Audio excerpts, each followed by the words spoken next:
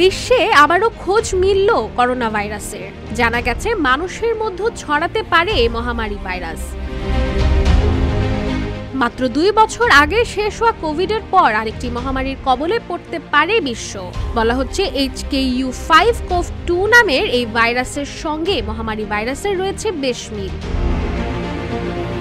আর এমনই ভয়াবহ ভাইরাসের সন্ধান পেয়েছে চীন।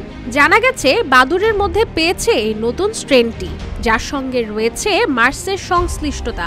আর এমনই তথ্য নিশ্চিত করেছে চীনের ইউহানের ইনস্টিটিউশন অফ ভাইরালজি। করোনা ভাইরাসের মধ্যে মার্স হলো বেশ শক্তিশালী একটি ভাইরাস, যেটিতে আক্রান্ত ব্যক্তিদের 4 ভাগের 3 ভাগেরই রয়েছে মৃত্যুর আশঙ্কা। নতুন করোনা ভাইরাসটির সন্ধান দিয়েছে সংক্রমণবিদ শি জেংলি। নতুন ভাইরাসটির বিস্তারিত তথ্য একটি বৈজ্ঞানিক জার্নালে প্রকাশ করেছেন তিনি। এক গবেষণায় দেখা গেছে HKU5CoV-2 নামের নতুন ভাইরাসটি মানুষের কোষে এমনভাবে প্রকাশ করে যেমনটি করত কোভিড-19।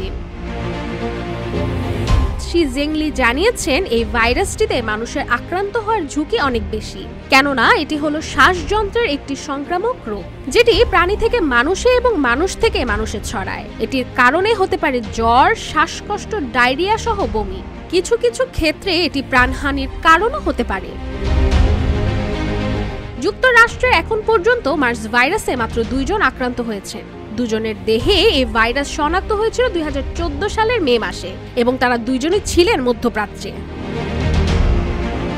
জানা গেছে এই ভাইরাসের কোনো প্রতিষেধক বা ভ্যাকসিন নেই। নতুন HKU5CoV-2 ভাইরাসটি মারবেকো ভাইরাস পরিবারের একটি জীবাণু, যেটি পাওয়া গেছে মিক্স ও প্যাঙ্গোলিন নামের 2টি প্রাণীর মধ্যে। ধারণা করা হয় এই প্রাণীর মাধ্যমে বাদুড় ও মানুষের মধ্যে আসে ভাইরাসটি।